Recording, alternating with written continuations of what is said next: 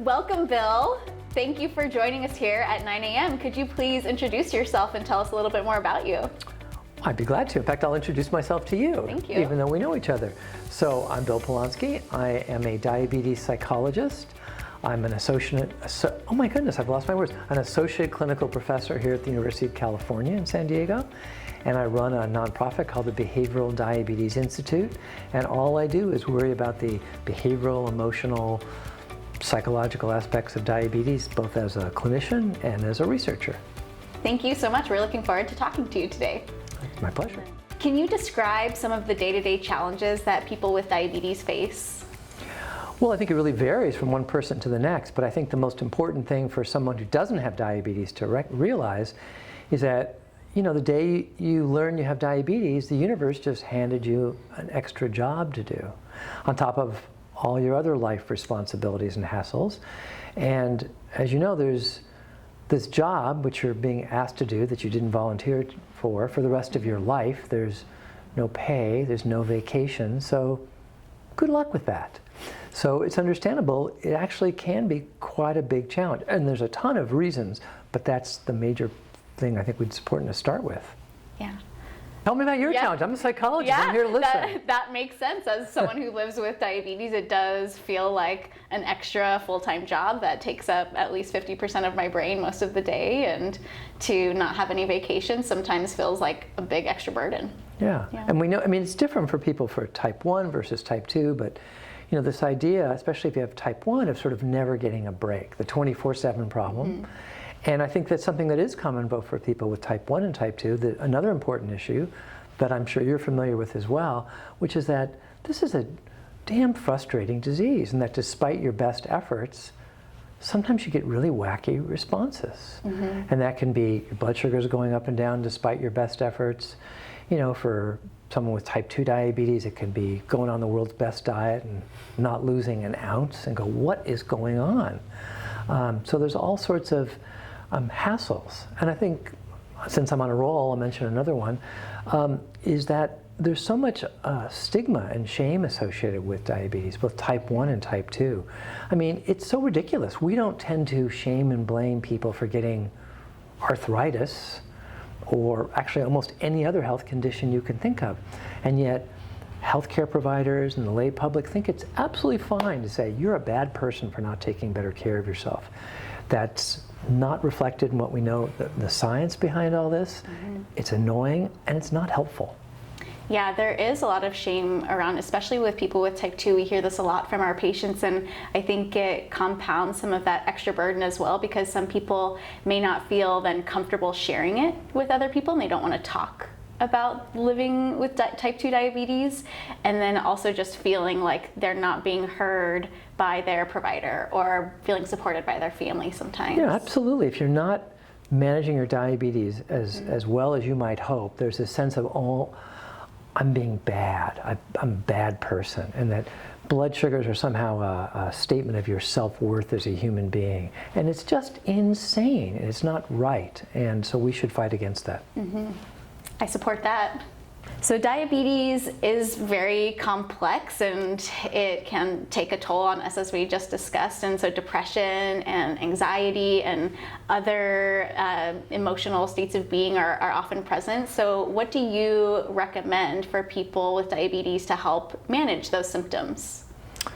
Wow, well, that's really a big question. I'm not even sure where to start.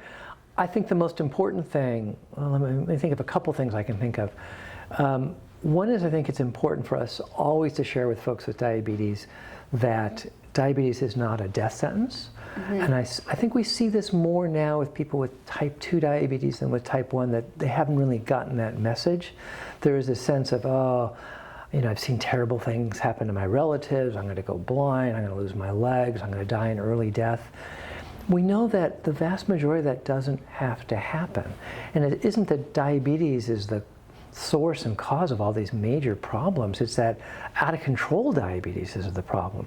And when we can help people really take charge and take control of their diabetes, we know people can do well and live long and healthy lives. So it's this sense of hope. And actually we have a lot of scientific data about that. We call it evidence-based hope. is the beginning for all that. I would say another important psychological element, and you mentioned about depression, is that, you know, the core of what depression is a sense of powerlessness. It's a sense that bad things are happening to me from out there in the world, and there's nothing I can do about it. And again, it's anything we can do to help people to gain control of their diabetes is enervating, can be enervating, and it can begin to undo many of those other problems. But I should say, you know, the evidence is very mixed about this. People with diabetes don't have extremely high rates of depression and anxiety compared to other people, but they do make things worse. Like if you're trying to manage diabetes and you're significantly depressed, that just makes things terribly difficult. And we help people with those kinds of problems the same way we can help anybody.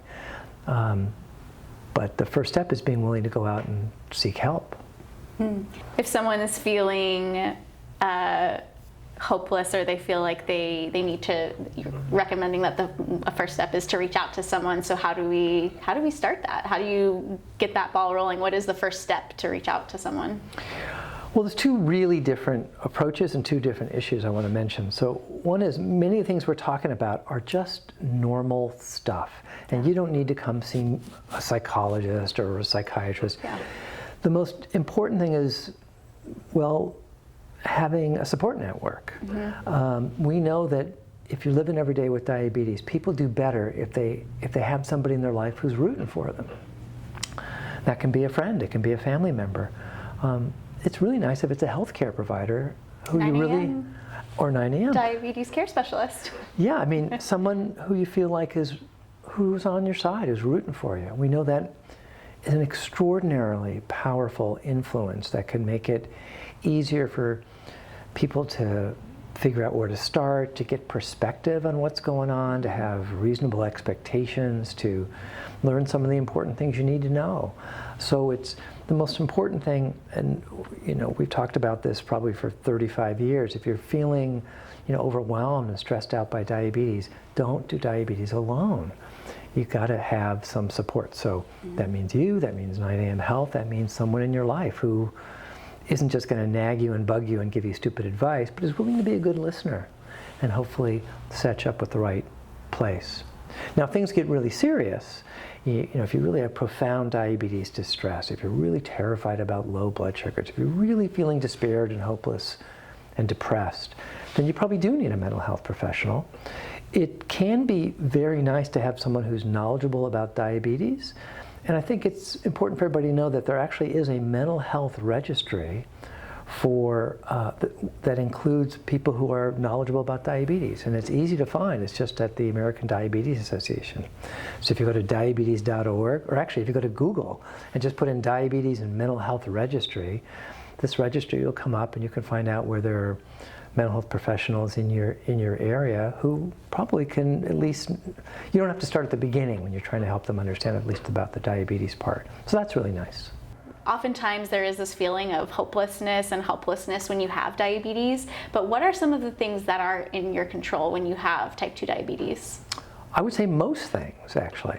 And when we talk about how easy it is to be overwhelmed with diabetes, I think the problem is, you know, if you listen to stuff on the internet, if you actually go to a diabetes education program, you're going to get overwhelmed pretty quickly. That we know we could easily make a list of 100, 150 things you should probably be doing to take good care of your diabetes. But one of the secrets that you and I know that we need to be telling everybody is that those 150 things are actually not equally important, not for a particular individual. And we can put them in order of priority. So that, Mr. Smith, if you're busy tomorrow, 150 things is too much, but why don't we just pick one or two things, and let's not be arbitrary about it. Let's pick one or two things where you can really get your bang for your buck, that are going to make a big difference, that can help you to get to a healthier place with your diabetes and your overall health. And it's what we call that bang for your buck approach. It's really critical. And running through those in order with folks, well, not 150 of them, even just the top 3, is a very relieving thing for most people. Like, oh, I don't have to do everything. I can just focus on this one thing. Ah, I just did this a few times this week, and it's very, very helpful.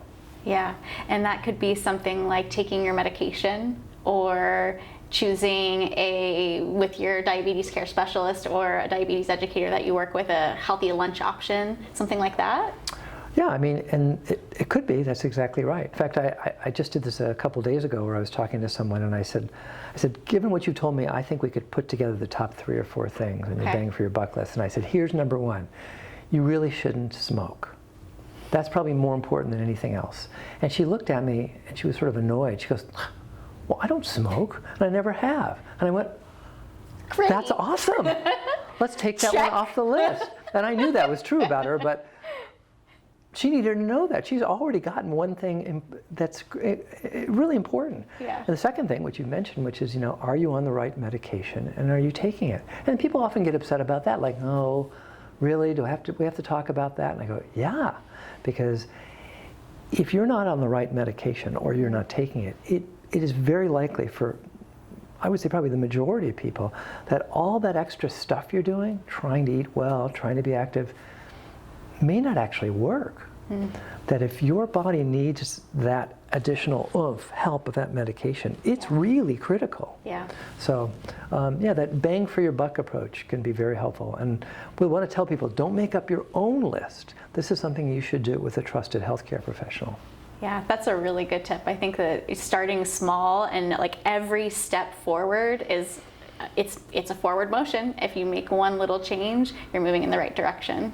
I want to follow up on all of that too. So that's, I'm sure you do. A way to get started is by picking a couple items from this long list of things that you could be doing with a trusted healthcare provider.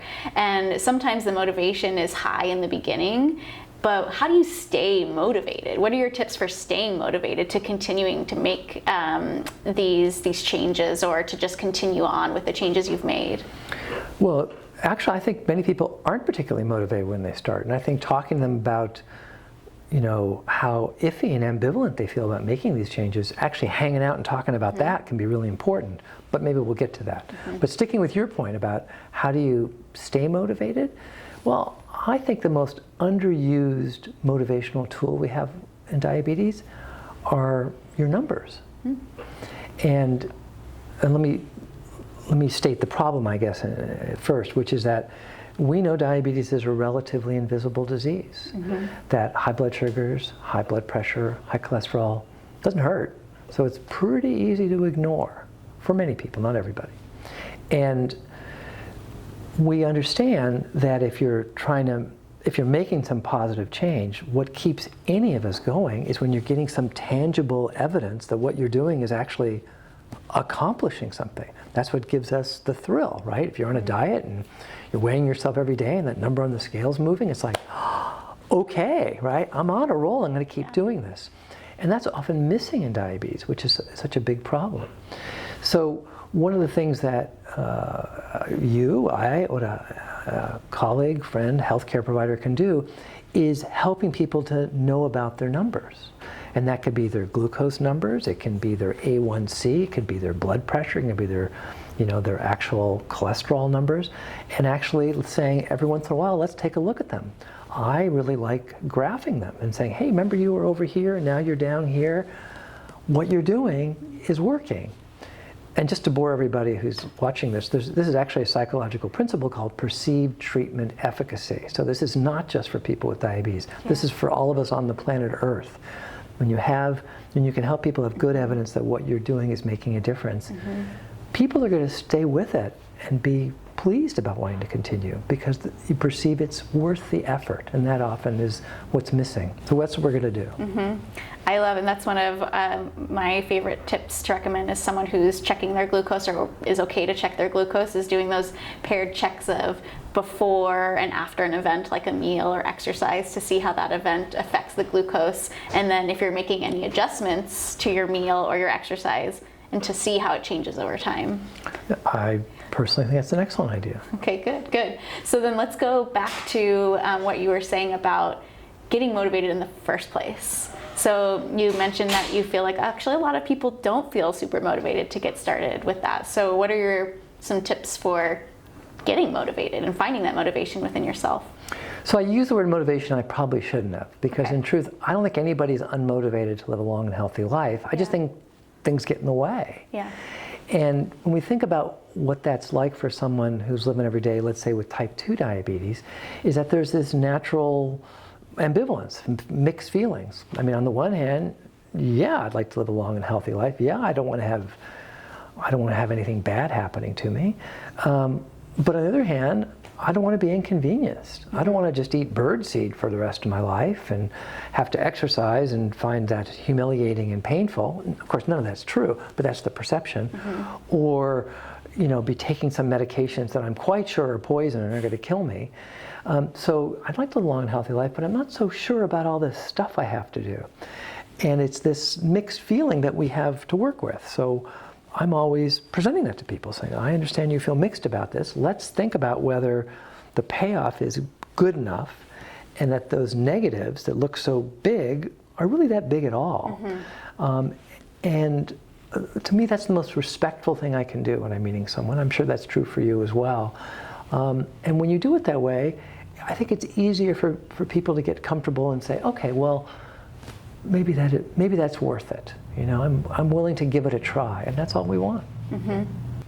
So one of the more common things that I see in motivation waning is when someone is newly starting on a medication and they're experiencing side effects. So can you give us any tips or advice on how to handle that if you're starting to feel like you're having side effects from medications? Yeah, well, I think we start with, and I'm sure you would as well, we appreciate that anybody who comes to that conclusion is being completely reasonable. That on the one hand, they're thinking, okay, well, I would like to get to a healthier place here. I'd like to do well. But I'm starting to worry that this medication may not be good for me. And again, that it may be more harmful than helpful. And side effects are real. I mean, what we know about every medication in America, every single one has some negative side to it. Literally every single one, including aspirin. So there's always going to be this benefit to a medication that's prescribed if it comes from someone who you can trust, and there's always going to be potentially some negative effect. Potentially, you may feel it or not, but there's the potential for that.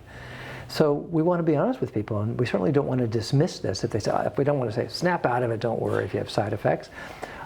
They're real. So there's a couple things we can do. Number one is maybe they need to be on a different medication. So can we recommend something so that they're going to have fewer side effects?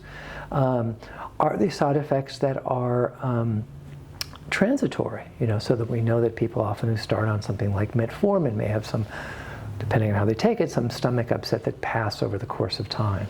There's some other medications where it becomes too difficult for people to take. So, you know, can we help them get through initial side effects? Can we find them a different medication? Or if they're just stuck with some side effect, like I'm trying to think of what an example would be, a cough from lisinopril, or you know, like if you're on a SGLT2 medication, you're going to have a risk for like yeast infections. You know, I'm always referring people to their healthcare provider in terms of, you know, what do we need to do to address and minimize those effects, and to have this conversation about that sucks, and are the benefits worth it? And I try to stay, I mean, I feel kind of neutral about that all with my patients, but I'm really rooting for them to get into a healthy place with their diabetes. So if they say they can't stand this medication, I want to make sure we find them something that can take its place. That's what's going to be really critical. Yeah, I mean, we definitely here don't ever want someone to be super uncomfortable for a long period of time, but sometimes there are, like metformin, maybe we feel some of that stomach upset for a couple days, maybe a week or two, and can we get past it and then reap all of the benefits that metformin gives? Versus like, okay, let's find another option for you. Like that's always an option, and it's just important to then have that conversation with your healthcare provider instead of just stopping it. And that's exactly right. Okay. I mean, that's when people just say, the hell with it, I don't want to do this anymore. And it becomes this bigger thing, as opposed to I'm just going to repeat what you said. It's that conversation that's important, and to be respectful with folks about realizing they're there because they're trying to be healthy. People quit their medications because they're trying to be healthy. So before you quit, let's take a look at that. Is there some other solution? But to realize if you're having some side effect from a medication, it's kind of to be expected, because unfortunately that's what's true with all of our meds. Yeah. Well, I really appreciate all of your time and insight. Is there anything else you'd like to add around diabetes and mental health and emotional wellness? I can't think of a thing. I don't know anything else on this You don't subject. know anything You've else? exhausted You don't know my this topic? fount of knowledge. It's completely gone. Thanks, Bill Polansky, for your time today. Where can anyone find you at the Behavioral Diabetes Institute? Well, it's probably, excuse me, easiest to find us online, and it's URL is simply behavioraldiabetes.org. So you have to be able to spell those two words, behavioral diabetes, and then .org. Easy to do. And we're here in San Diego, and we're proud to be of any service we can. And if you're anywhere outside of San Diego, anywhere else in the country, then you can visit 9am.health. We offer full diabetes care, including mental health support with diabetes, and we are your healthcare provider to be able to talk through any of your diabetes questions or concerns.